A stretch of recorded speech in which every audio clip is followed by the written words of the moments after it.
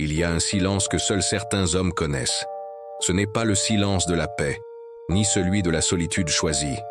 C'est un silence lourd, pesant, qui s'installe au cœur d'une maison qui devrait être un foyer. C'est le silence de celui qui vit aux côtés d'une femme narcissique. Au début, tout est lumière.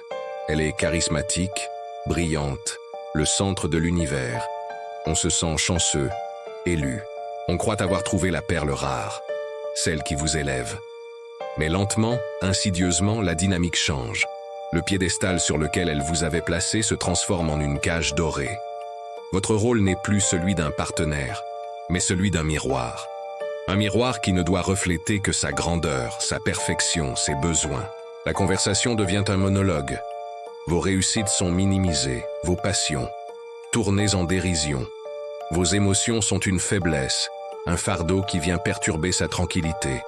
Vous apprenez à marcher sur des œufs, à anticiper ses humeurs, à étouffer vos propres besoins pour ne pas déclencher la tempête. La critique devient votre pain quotidien. Jamais assez bien, jamais assez dévoué, jamais assez à la hauteur de l'image parfaite qu'elle exige. Chaque reproche est une fissure de plus dans votre estime de vous-même. Vous commencez à douter. Est-ce moi le problème? Suis-je trop sensible? Est-ce que j'en demande trop? C'est le fameux gaslighting, cette manipulation mentale qui vous fait remettre en question votre propre réalité. Elle prend tout, votre énergie, votre joie, vos amis. Le cercle social se rétrécit. Les sorties avec vos proches deviennent une source de conflit. Pourquoi as-tu besoin d'eux? Je ne te suffis pas. L'isolement s'installe et vous devenez sa seule possession, sa chose, l'objet qui valide son existence. Dans l'intimité, l'amour devient conditionnel, une récompense pour votre bonne conduite ou une arme pour vous punir. Le désir n'est plus partagé, il est exigé. Vous vous sentez vidé, comme une marionnette dont les fils sont tirés par une main invisible mais omniprésente. Vous jouez un rôle dans une pièce de théâtre dont vous n'avez pas écrit le scénario. Et puis un jour, le déclic. Un regard dans le miroir où vous ne vous reconnaissez plus. Une phrase de trop. La fatigue écrasante de porter un masque en permanence. Ce moment de lucidité est à la fois terrifiant et libérateur. Vous comprenez que l'amour ne doit pas faire mal. Vous réalisez que ce vide intérieur n'est pas votre faute, mais le résultat d'une relation qui vous a aspiré toute votre substance. Vous voyez enfin la cage pour ce qu'elle est.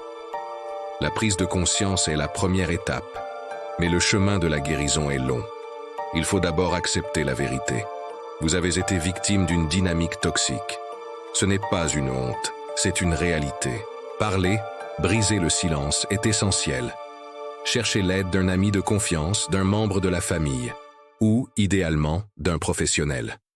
Un thérapeute peut vous donner les outils pour comprendre les mécanismes de la manipulation narcissique et pour déconstruire les schémas que vous avez intériorisés. Réapprendre à s'écouter est un processus délicat.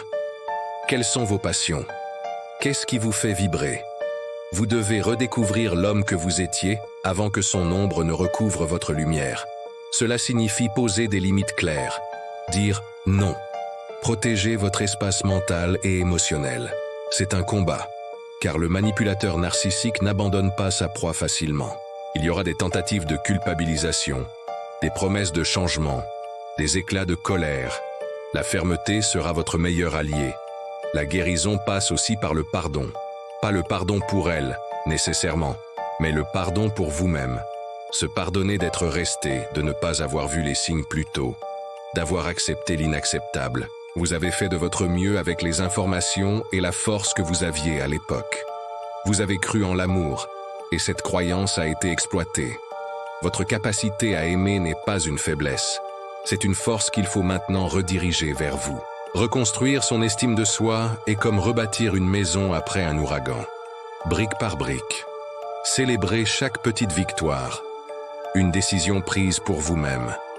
Un moment de joie retrouvé dans une activité que vous aviez abandonnée. Chaque pas, aussi petit soit-il, vous éloigne de l'ombre et vous rapproche de votre propre lumière. Vous réapprenez à vous faire confiance, à faire confiance à votre jugement. Partir est souvent la seule solution pour survivre. C'est une décision déchirante, surtout quand des enfants sont impliqués ou que des années de vie commune créent un lien complexe. Mais rester, c'est accepter de disparaître un peu plus chaque jour. Partir, c'est choisir la vie. C'est se donner une chance de connaître un amour sain, un amour basé sur le respect mutuel, l'écoute et le partage. Si ces mots résonnent en vous, sachez que vous n'êtes pas seul.